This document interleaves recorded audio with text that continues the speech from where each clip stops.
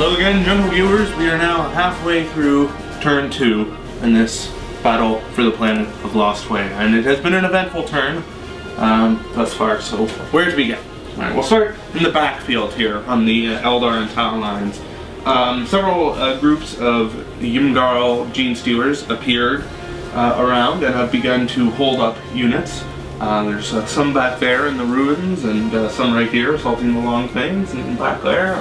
It's all good. Perhaps the most notable deployment has been the appearance of the Death Leaper right here by the back objective next to the Seer Council. He lobbed a vortex grenade into the council, taking out a few members of the council and Mr. Eldrad Ultwed.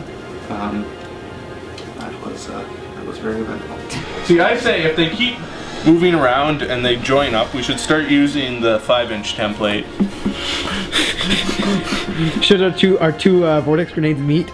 Yes. Over here, the vortex grenade, which was dropped the previous turn by Bahara, hightailed it, but it actually did not hit anything. But it is still sitting directly in the center of the Tyranid and Orc and Necron lines. So that's his maybe. Over here we had some Cornate Demons, a Bloodthirster, and a squad of Bloodletters appear. The Bloodletters were somewhat thinned in numbers by ambush fire, but hey, what can you do? Over here, the Lords of the Black Crusade were able to, one of the sorcerers in there was able to turn one of the Fire Warrior squad that was directly in front of them into a spawn, which is now right here. Other than that, mostly our lines just advanced across the board. Sweeping up the hill, over the top, as they say. In the shooting phase, the Land Raider was finally taken out by the Hierophant, which shot at it. Logan Grimnar fell to combined Chaos Demon and Tyranid shooting.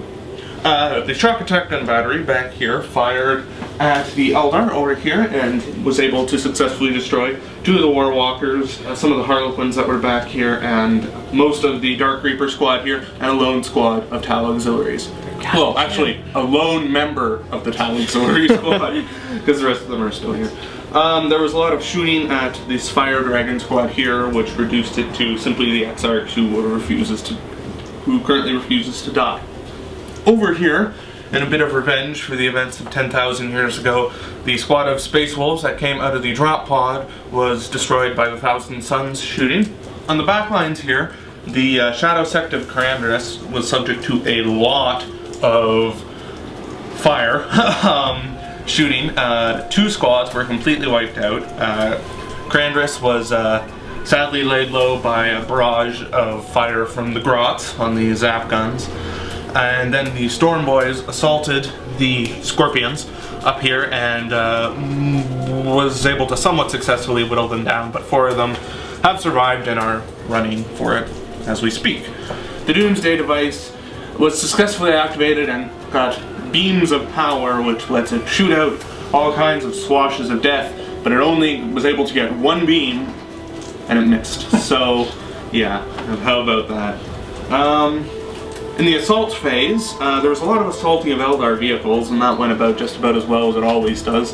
One of the Tau Hammerheads here was blown up by the Bloodthirster throwing its axe at it, and another was blown up when a squad of Orc Knobs assaulted it. Fire Warrior squad here was destroyed by the Lords of the Black Crusade.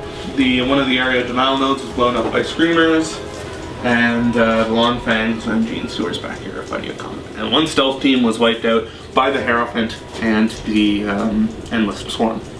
So I believe that's everything, so now we're going to move on to the bottom of turn 2 and get prepared for some ridiculous nonsense.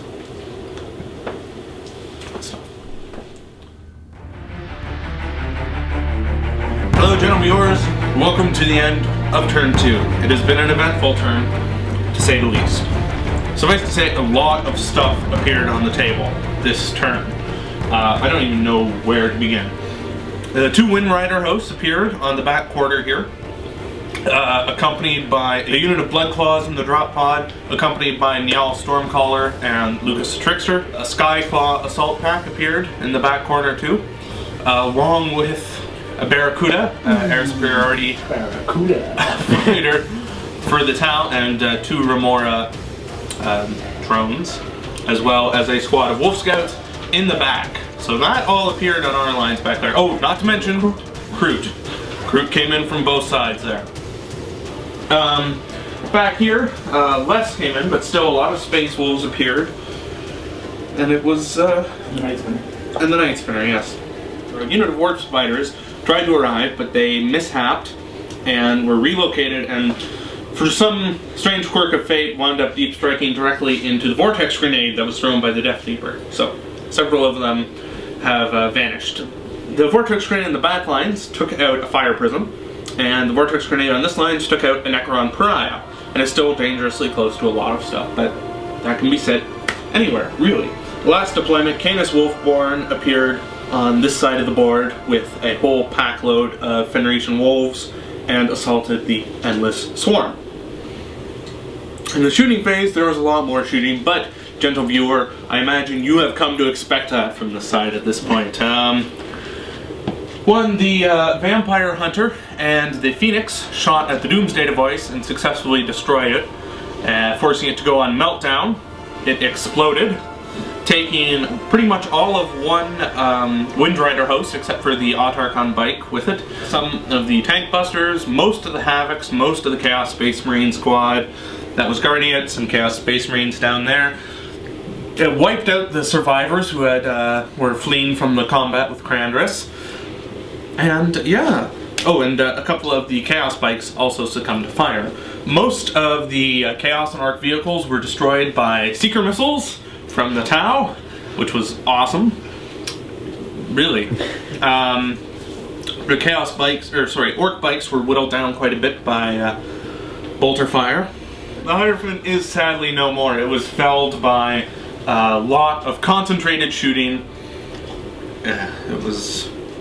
The Deceiver and the Swarm Lord were hit by the pulsar shots from the Revenant Titan, but miraculously they survived, because they're lucky. Luckier than the Nightbringer, certainly. The Night Spinner here fired at the Green Tide. It did not actually kill anyone, but it has forced them to be in difficult and dangerous terrain next turn, so we'll see if they actually choose to move anywhere and risk losing a sixth of their number, most likely. Probably more when you consider my luck with rolling. The somewhat reduced Sunstorm Squadron shot at the Maelstrom of Gore and took out a squad of Khorne Berserkers. And the Wraith Guard shot at the Lords of the Black Crusade, taking some wounds off them, and then there was an assault between the Lords of the Black Crusade, the Harlequins, and the Wraith Guard. One of the Lords was killed, several of the Harlequins were felled, and some of the Wraith Guard were felled also, and that assault is continuing. The Bloodthirster, which had appeared here, sadly is no more. He did not even live to see his dream of combat fulfilled. He was shot to pieces by a Tau. What do you want to do? Assault. Over here we have the lone Wraith Guard and the Warlock still bravely holding off the Gene Stealers. That combat is continuing. A squad of Howling Banshees and Janezar assaulted a squad of Knobs. Janezar was felled by the Knobs, but the rest of the Orcs were killed by her aspect mates. So now they're undoubtedly very angry. Canis Wolfborn fell to the Endless Swarm, but his wolves are still in there fighting on. Warriors and Gaunts destroyed the Kroot, which came out of a drop pod, but the Kroot on this side over here took out the shock attack battery. So, bit of a bloody nose, certainly, but we are confident going into turn 3 that stuff will continue to get real, undoubtedly. Oh yes, Niall Stormcaller let off living lightning also in his chain lightning, bunch of lightning, and took out some of the Thousand Suns, because, you know, Space Wolves haven't done enough to them yet, and also several of the Orc bikes. So we're moving on to turn 3 now. We're going to see how it goes. We'll report back to you in a bit, and I trust that it will be... yeah, I don't know what's going to be, but tune in, or just keep watching this. Hey! I feel really sad.